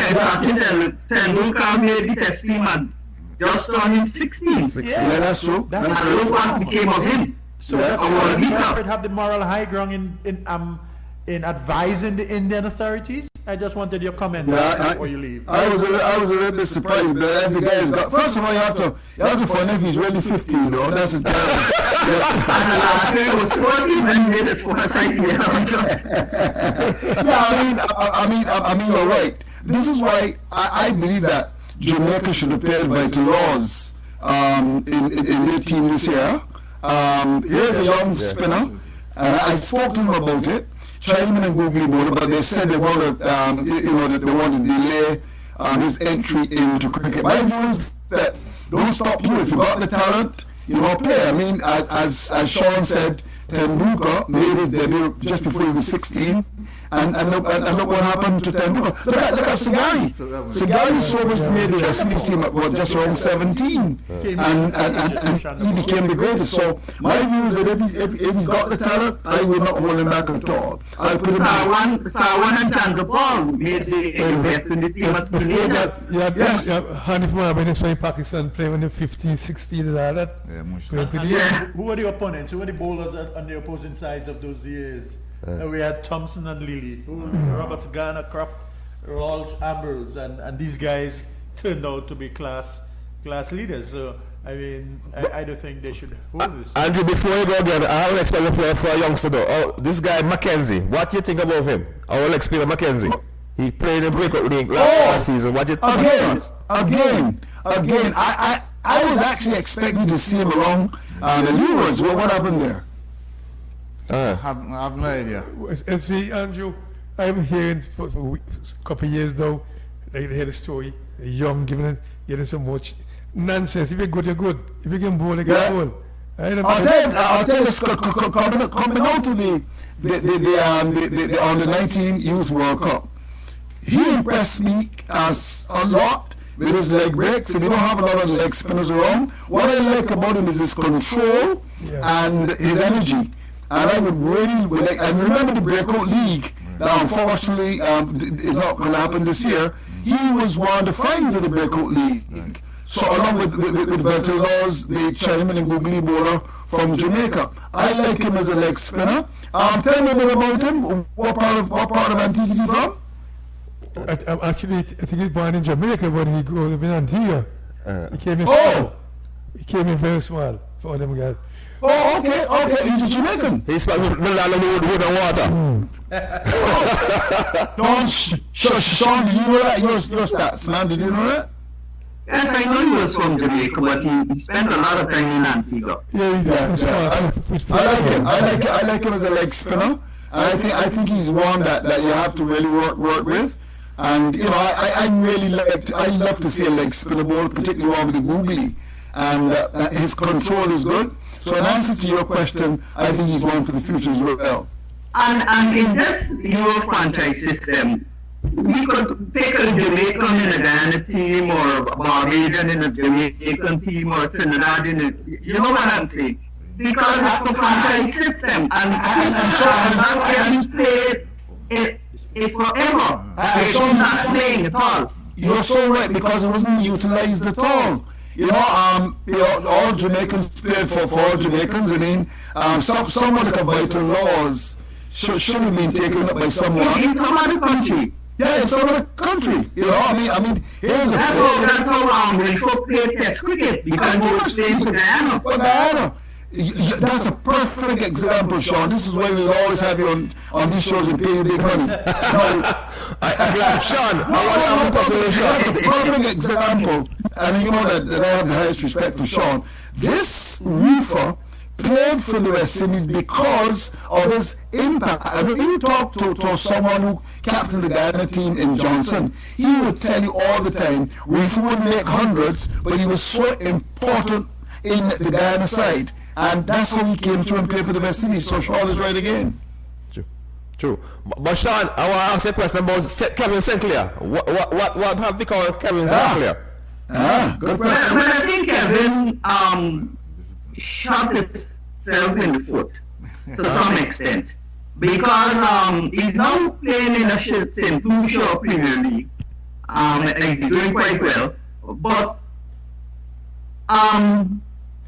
he has a trend of being rebellious. I wouldn't say disciplined, but he doesn't like to be ordered around. He did it first when they went to Trinidad, when Ghana played Barbados. He had an altercation with Warren and somebody else. Yeah. Before the match started, I was on the ground. And then, when he was sent home, when he sent the people, told him not to go after he was sent home because he was picked for the test series just after that. So he booked his room for 2 weeks at the same hotel the Ghana team was staying. And then he was okay. Then when he got picked for the breakout league, which never materialized. And then after that, he had some run-ins with the coach in a practice session. And then finally, what broke the camel's back was when, in the last practice match, he walked off the field. Wow. Because I don't know what reason, but I'm very close with him. But I always tell him, I spoke to someone in England asking if they could get him to play in a club. He already played for the West Indies, played club cricket and then minor league, and then he probably would get a county contract. But they're apprehensive because of his Discipline. behavior. So they don't want to recommend him. But he's a very good talent. I think he's a batting all-rounder more than an off-spinner. True. So what's the latest on it though, Sean? I mean, where is it now? Is it? What's the latest on it? Well, it's still pending. It's finished, but his penalty was not to make the Ghana team. So if he comes back and he gives a good body, then it's not his talent, not his performance at all. Hey, Andrew, I want to touch on something quickly. Because when I saw the guy Mackenzie about 3 years ago, I told Sean Earl Mandela, Mackenzie should be an Antigua team. He should be an Antigua national team. The guy was about 14, 15 at the time. Control good, leg spin, googly, everything. The guy got the ability. Then the time he's too young. I don't want to say young business. But the other thing is, Andrew, for you in particular, what happened to Barbados and fast bowlers? When I see the super batsman Shy Hope running from fast bowling, I was shocked. And the Barbados are the most pacers. When the Barbados, you can't bounce them, and they're not going to bounce you. Because I love fast bowling in the Barbados in the 60s and 70s when I played. So in fact, that's a very good point that you're making, because as you know, a country that has produced so many fast bowlers, in the last match that we played against Jamaica, we had 2 left-arm spinners and an off-spinner in the side. And you know what our fast bowlers? We had Shamar Spring who bowls at 2 miles an hour. We also had Kyle Mills who bowls at 1.5 miles an hour, and Lane who was slightly quicker. So in answer to your question, I'm very concerned. In fact, our local season is on now, and the quickest in Barbados will be McAllister that the captain doesn't seem to have a great deal of confidence in. But we're not producing fast bowlers anymore. In fact, in the game against Jamaica, Kyle Mills opened the bowling for Barbados. Wow. Can you imagine that? No man. So and for the first time, I mean, Sean would know these things. I don't ever remember Barbados team with 2 left-arm spinners and an off-spinner. I don't ever remember it. I can't think of a Barbados team that had 2 left-arm spinners and an off-spinner at the same time. Not even the days of West It's strange, very strange. And those days you had competent spinners. My final question to you, gentlemen, what is the situation with Cornwall? Are you going to continue with Cornwall? Do you think the time has come maybe that you should maybe look to the future with another cricketer? I know it may be a bit of a controversial question, but Well, Andre, I can answer that. In my opinion, Cornwall is still the best bowler in the Caribbean. He might not off-spin, I mean. Yes. Off-spinner. But he might not go on to play for West Indies again, but he's a a mentor in the Leeward team. Like just like how Sami Kumar is a mentor in the Ghana team. He wasn't likely to be picked again for West Indies. I'm talking about Kumar now, but he's a key member with both, and he's making some runs this year. Right. I want to jump in there, Andrew. You asked a question, and I'm going to say, if you're going to be selected to the detriment of Mackenzie, I have a problem with that. Mackenzie should be. Big statement to make. Big statement to make. There's no way we should be still playing Cornwall with Mackenzie around and there are other players, right? Cornwall has. But if a senior bowler, if the junior bowler is not taking as much wicket, every year Cornwall takes a bundle of wickets. With a large number of overs also. So I'm saying, let the youngster play. Cornwall has reached the end of his rope. Oh, that's a big statement to make. What I want to say, Andrew, here with Cornwall, though, I think I will swap a Cornwall for a Kofi James. I don't think Kofi James is over batsman. I see Kofi James should bat at 6 or 7, and play as a batting all rounder. So you will keep Cornwall in your side. Huh? You will keep Cornwall in your side. No, I will swap him out. And put Kofi James in that spot there and fly that over batsman to support with Louis. Are you sure you're not going to get into trouble for that statement? No, well, it's something that I'm not afraid to make statement. I'm bold my statement. And none of us understand we get in that one trouble. I mean, Cornwall is someone who I basically raised from under 15. But if you reach the end of the time is up, and there's younger player who you're keeping down. Who would be better young off, in the Leeward than Cornwall? Right now. Time. Sean. Get Sean. Sean, you might be thinking about Leeward Islands and trying to win the first class, but we're looking a bit further than that now. We're looking to get someone into West Indies team so West Indies can start to dominate world cricket again. Yeah, so which off spinner is likely to? And that's another thing. We're talking about the spinner, we're talking about Andy McKenzie spinner who can turn the ball and fight it. Sean, we're talking about a spinner, leg spinner this time. I don't know about a half spinner. Instead, Kofi James can bowl some half spin if he's in the team. Sean, I can guarantee that Mackenzie will be getting wicket once given a chance. Sean, get ready. And Andrew, you see what Chris said just now. I have a typical example. When I retired, I was 29. I still playing for Antigua and Leeward Islands, and they say, look, boy, you never can West Indies team look like, so give another young guy the chance. That's what we operate in Antigua. If you don't look like you get in the West Indies team, bring in the younger guy. That's what we operate. We don't want to win nothing particularly. And Taddy said that I stopped playing for Antigua for 29 when I saw Kerry Jeremy them coming through. Kerry Jeremy came through and make West Indies team. That's Andrew Buddy. Kerry Andrew Buddy. Yeah. If I was playing too, probably Kerry would not have played for Antigua and would not have made West Indies team. I'm going to stay out of the debate because, like they say, me bang water for come here. I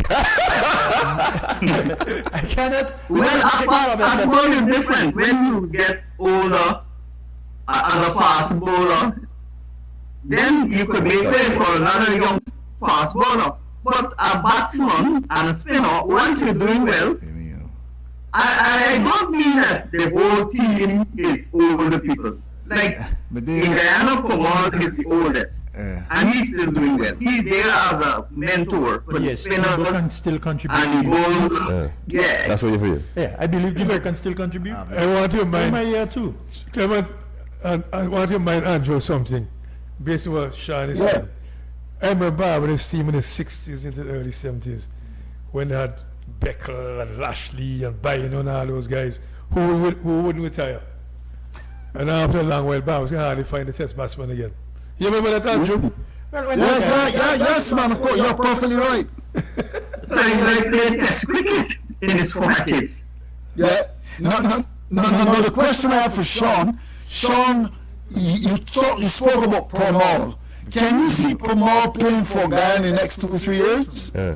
No, that might be last year, but I would like him to either, certified coach also. So I would like him to be with the team.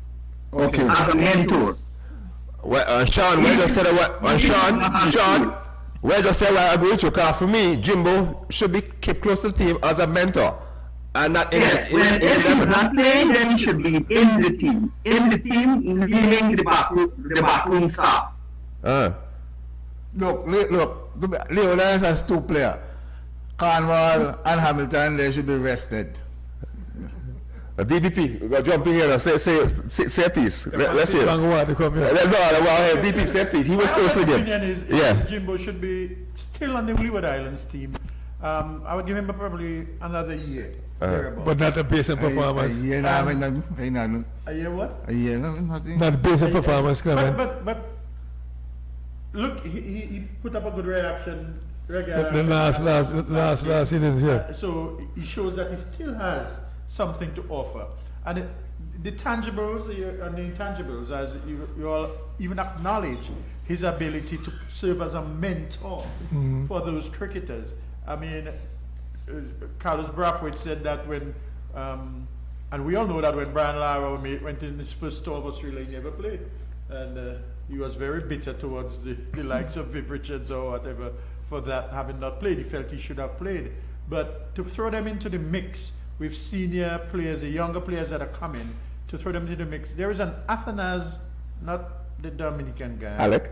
But there is an Athanas at the Antigua Grammar School, is it? Jaquan Athanas. This young chap has been scoring prolifically against, he scored how many hundreds against different teams? I don't want to lie and say it was Mandela who told me, but when I spoke about him, they said, look at the opposition. Was it you who told me that? No. Somebody tell me, look at the opposition. But it's different opposition at different grounds. So even if he doesn't play, he should be in the dressing room with the senior team just to get the feel and to get initiated. Over to you. Fellas, that name Athens, Jaquan Athens, look out for that name in youth tournament. Tanis Francis. And Tanis Francis, right. So we can't be having these talented fellas outside here, and don't tell me they're young, right? We're looking to get quality players into West Indies team. Alright, so don't tell me keeping Jimbo there for next year. I have a problem with Jimbo and Hamilton. And himself, O'Shane Thomas still playing for Leeward Islands. I have a serious problem. Andrew, what do you think? Yeah, but let's start with O'Shane Thomas. Is O'Shane Thomas good enough to keep out a Leeward's fast bowler? Well, that might be his. I'm not sure what that. O'Shane Thomas is okay, but the question is, would the stats support O'Shane Thomas continue to play for the Leewards? That's a question for Sean. Sean, you stats man. No, well, I wouldn't even go there because the production of O'Shane Thomas, I don't know who are the young Leewards bowlers. The outstanding young ones, I mean under 19, to replace O'Shane Thomas. Yeah, tongue is. If they're good, then maybe. But a guy like Shomar Apple in Ghana, yes, he's a good youngster. He played in the World Cup. He played for Guyana in the Super 50, and he was from the Super 50. He then played for against England, and he got his time in the World Cup. But here and all, you've got to handle these youngsters, especially with the mentality of the modern day youngsters. You've got to handle them with care. Put them in condition and let them progress. Because they're not mentally strong as most of the older players. So Sean, do you think Kevin Anderson should have played when he played in Jamaica? I think so, yes, because he was doing well in regional cricket, but he made the West Indies team, didn't do well, and this year was the year to come and show why he played test cricket. But he didn't do anything. At least up to now, he could make a double century in the match against the Academy, he could make another one in the final, and then he would be back in the reckoning. But my thing is that the West Indies might start when they drop all the senior players together. Yes, that's very true, Sean. Yeah, you're very right. And we've not been able to recover. No. But Sean, And the pool has gotten smaller now. Sean, the guy Anderson, I think what happened to him when he get caught for West Indies side, you could look in his eyes and see that he was kind of scared. I know he get flustered by the big occasion. The whole regional tournament now is very substandard. And another reason for that is all the players going all over the world. Ghana lost Hetmaier, Rutherford, Shepherd, all of these players, not Ghana alone. All the other players all over the world, they don't come back and play in the regional tournament like they used to do in the Shell Shield days. That is why even players from England used to come back and play Shell Shield cricket. You had a Ghana Barbados match, like a test match. But those days, and that's why people don't go watch it now. You're right, you're right, Sean, because I passed by the location the other day and I felt shame to go inside there because no one was in there and I said, they are the future players and you can actually pay $5 to see them because something is definitely wrong somewhere. Maybe you can't pay $5 to see them. But the quality. Solutions and our cricket is going to go into nothingness. But so how can we fix it? How can we fix this? You've got to start with picking teams who are fit, who do the fitness test. That's number one. You don't want to be so fit that you go into the Olympics. But you have to be reasonably fit that you can, especially in test cricket, where you can bat long, field long. You've got to have a good system. We can't get one select. That's nonsense. And one coach for all formats. We've got to change the structure of West Indies cricket. But Not the same system, different players. not only one coach, Sean, I think maybe that one selector know to understand. Yeah. So how can this one selector, and I don't understand it, I know. So Andrew, Sean, you also have to find money. right? So Andrew, And that's a big problem Andrew, because ICC and India are one and the same. Yeah, absolutely. And England, Australia, India are the ones that getting the big bread. And England, only when England comes to the West Indies or Australia, we make any money. Sure. That's true. But for the next couple of years, we let me ask you a question, Andrew. If you were given the job to be head of the cricket committee, how will you go back to revive cricket in the Caribbean? Well, I think Sean touched on it. I don't know if cricket is naturally in the veins of our cricketers anymore. all of them want to go and play It is a bit problem. man cricket. Bang cricket all the time. You know, and you need your best players available. It is true that you don't want to stop a man from making money. But remember when we were strong, all of our best players were available, you know. And we've got to have a thing now where you give a player allowance of 2 contracts, IPL and some other contract. And he still plays in the CPL because that's our Caribbean Premier League. You can't get a player with all of these Yeah.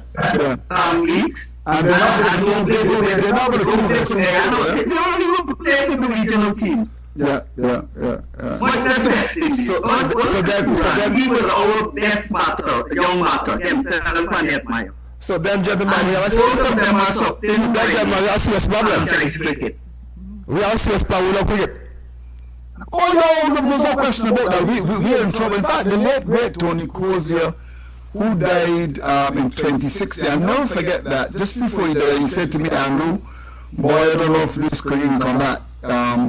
I don't remember what influenced him to say that. And it set me thinking, you know, our cricket really is in trouble. The interest is not there. People don't naturally tune into cricket anymore. You know, because I love cricket, I would watch the regional tournament. But a lot of people who will just have a glance at the stream. And some people don't even have cricketers on. So that is a challenge. I mean, look at Jamaica. Jamaica beat Barbados in the first match at Chedlin Park. And the Sunday that they played, having won, I'm told that they had a corner pick at the ground. So that is a challenge that we have as well. The interest is no longer there. Sponsors are not coming on board either. Can you imagine? Sponsors only want to sponsor T20 cricket because that attracts more people. Exactly. Look at the CPL. Governments put money into the CPL. Sponsors, I mean, look at, and in your country there, Sean, look at how many companies put a lot of money into the CPL. ATCL. Yeah, of course, you know, Eldorado. Ask them to sponsor 4-day cricket. Not at the club level. Red ball cricket. Everybody wants to sponsor 2020. The T10 now. No, it is true. And do you know that we have a stream going for our regional games, and that is not even sponsored? Wow. You know, it's sad. I mean, I know that cricket West Indies, they're trying, but the reality, you must have a product to sell, you know. And somebody just come and say the same thing. The product is not good. Like Marlon Samuels, Lara, Hooper, and when those players stop, she stops talking about cricket. Yeah, it is true. Just look at cricket for a certain player, like Chris Gale, fill the seats, this person, do this, and now we have nobody to look at.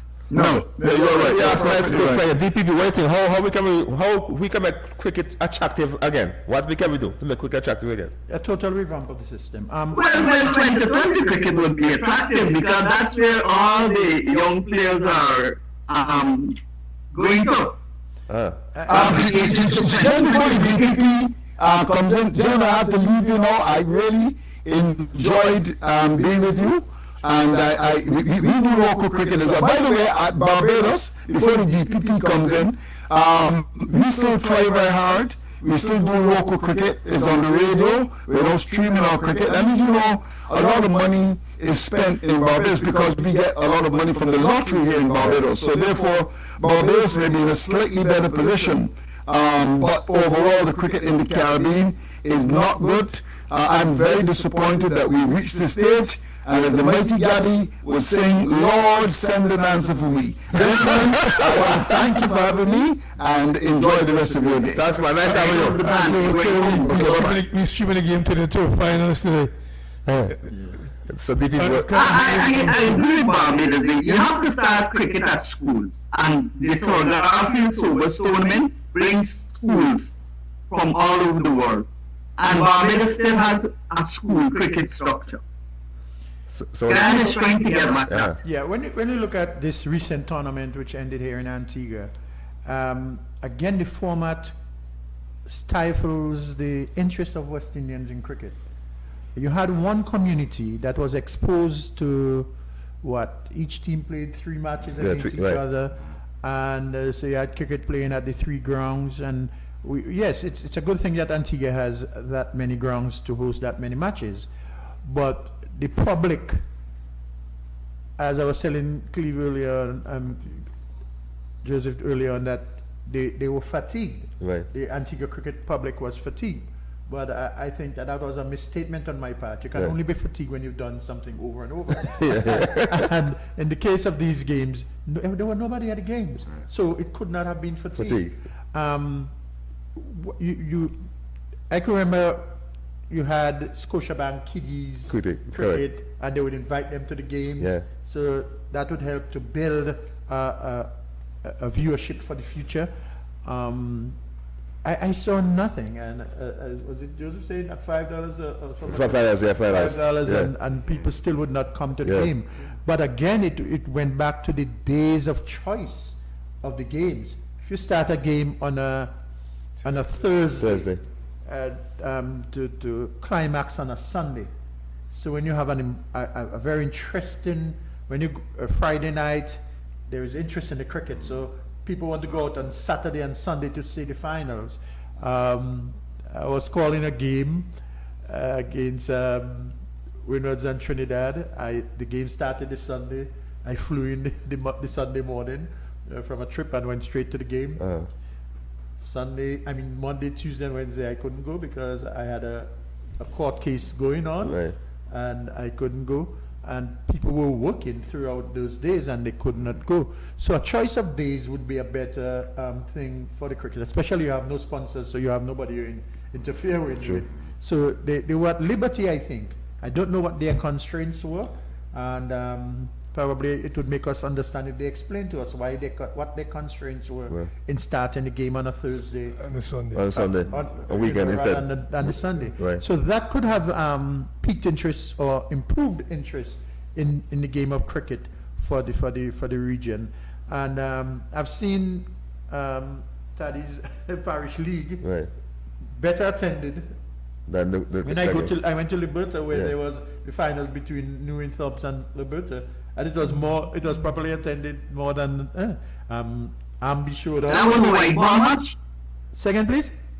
White ball. White, It yeah, was yeah, white yeah, ball, white right? ball. It was a white ball. But today's that's it. red ball. The young people don't even in Guyana, White. where to the cricket mad country, where cricket is the number one sport. Yes. They gravitate now to white ball cricket. They don't have time with red ball cricket. That's too long. 3 days. They want shot for Oh, they want to cricket. say somebody. Now up to 2 days. No, I'm saying, So that's the problem with us in White Test ball. cricket. But the game again, Liberta and New Winthrop, so it was red ball. Red ball, wasn't it? yeah. Yes. But- And there was such a large crowd, that atmosphere, the barbecue, the music, and it was bringing back West Indies cricket to an whole. And that is a very intimate ground where there is, it was the atmosphere was good. I mean, in Antigua, I think they should play more of their first class matches at Antigua Recreation Ground, leave the stadium for the big boys. for the big boys, and I believe that they would have had had they concentrated on the ARG or even Coolidge, they would have had probably they would have better viewership then, better spectatorship. But let me ask a question though, because our next Joseph here commented on the stream here. Sylvester Joseph commented that what about if you take the game out in the country? Like nobody, yes, it's a first class game, but I think like Liberta is good enough for a first class game. Yes, Take it out in the country and see that backing up. I think People would go there because of community. Right. yes. And they got accustomed to seeing high level cricket. without So that would have been a Yeah, great idea. Without a doubt, one of these matches having been played at Liberta from a Thursday through a Sunday would have seen. I mean, So maybe that they can look at that. 'cause and they could that's- have taken up a contribution, and they would have made more than the gate receipts that they Right. had Yes. So maybe that's something they can look at in the future. that they should look at. Yeah.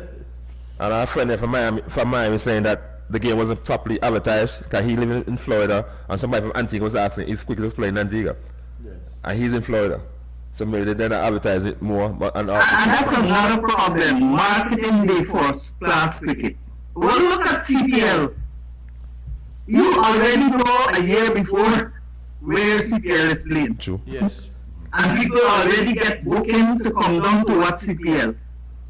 That is not happening with first class season. Yeah, that's true. But Sean, we have a game we have to stream this afternoon, so we a bit over time. So just your closing remarks.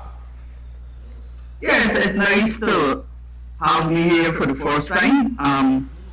I enjoyed it, and I hope that what we said on this program, some of it goes to, I wouldn't want to say deaf ears, but ears.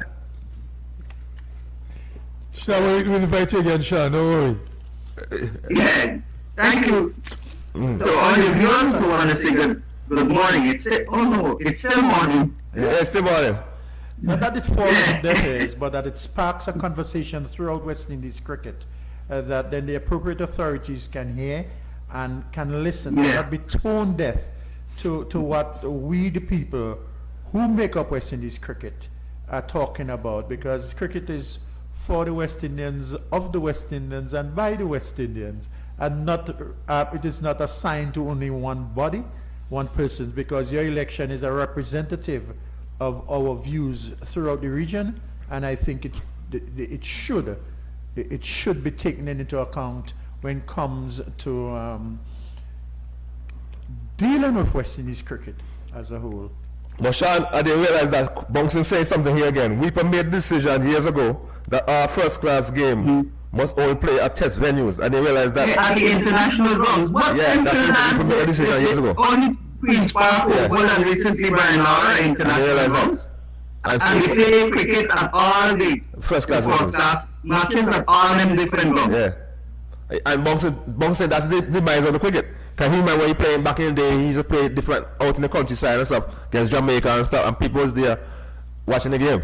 So now can Yeah, you had Albion, you had Rose Hall, you had Bodo. Well, Bodo was the international ground, you didn't have the stadium then. You had Ice Park and all the grounds. So my good friend in Jamaica, Wayne Lewis, she should be watching me. Wayne Lewis, you Weeper, I know you're big boss of Weeper. Yourself and Wayne Hines need to go back to drawing board and start taking the cricket out in the countryside, because that's what killing the cricket. Yep. Because these tests. Even in Jamaica, when you get Chedwin Park and Trelawney, you get more people. Of course. And that's what I want. You want it just to come back again so people can start following cricket again. Yep. And that's what happened. Because these test grounds are invariably around cities Right, and stuff far, like that, far away. which are not the largest population centers of countries, and as a result, it might pose some difficulty in having to travel to these places. Correct. Whereas if you were to have them in the, I mean, you go to Liberta is a place where that has I am careful and so many people, and they are very cricket minded, and they love their cricket. So I think that is one hard and fast rule that they're now learning of it, that is retrogressive in its nature. I know. Thanks, Bunksy, for that. And the ARG used to be right in the middle of St. John's. Correct. But it's still in the middle of St. John. Like Bodo was in the middle of Georgetown. Going back quickly to the ARG. Now in Family Stadium now, you can't get public transportation to go there. Yeah. You have to, if you come on a holiday or you want to see cricket, you better get a taxi or somebody drops you. Yes. Same thing with Providence Stadium. It's out of town. Right. Those are the problems when they set up these grounds. They depended on tourism coming in. But that was only for the World Cup. True. Yes. People would come to the World Cup. But when you get local matches and first class matches, nobody comes, especially 4-day matches. They would come to the T20. Yeah. Well, Cleve, closing remarks. As usual, it was a pleasure being here. Nice discussion this morning. Thanks for your expertise, Sean. Totally enjoy that, and I should be back anytime, and anytime you want, you can call on me. Yeah, man. DPP. Well, as always, I mean, I want to thank Taddy and Earl having come to Antigua, and my friend Fats who introduced me to Taddy and got me involved in cricket and living my best life. Sean, I was telling this Clement guy, he like you, he loves his commentating. He loves his cricket. So Well, when he would ask me if I was coming to Antigua, he would have, if I'd come in for my newspapers, he would have used me. I said I couldn't come to that nonsensical format.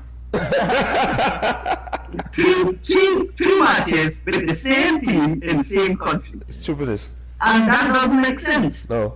How would you judge your skills against the other teams? And you've got to pick a West Indies team from this.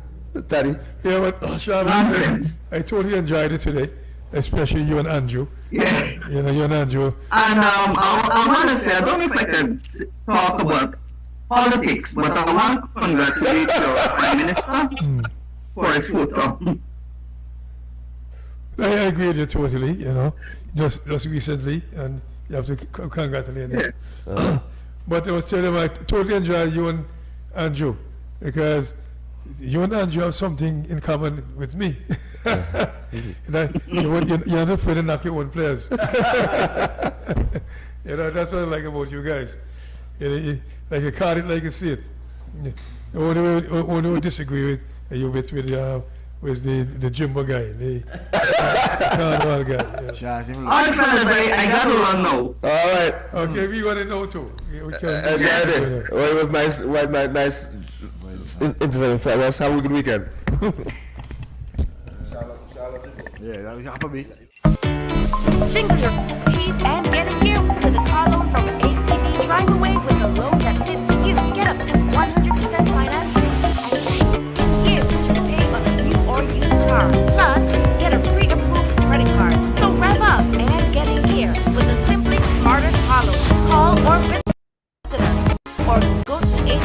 acbonline.com for more. ACB Caribbean, Sweet Smarter Banking.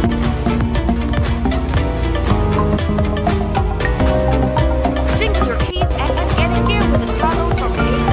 Drive away with a loan that fits you. Get up to 100% finance and 10 years to repay on a new or used car. Plus, get a pre-approved credit card. So rev up and get in gear with a smarter car loan. Call or go to acbonline.com for more. ACB Caribbean, simply smarter banking. Jingle your keys and get in gear with a car loan from ACB. Drive away with a loan that fits you. Get up to 100% financing and 10 years to repay on a new or used car. Plus, get a pre-approved credit card. So rev up and get in gear with a simply smarter car loan. Call or visit us or go to acbonline.com for more. ACB Caribbean, simply smarter banking.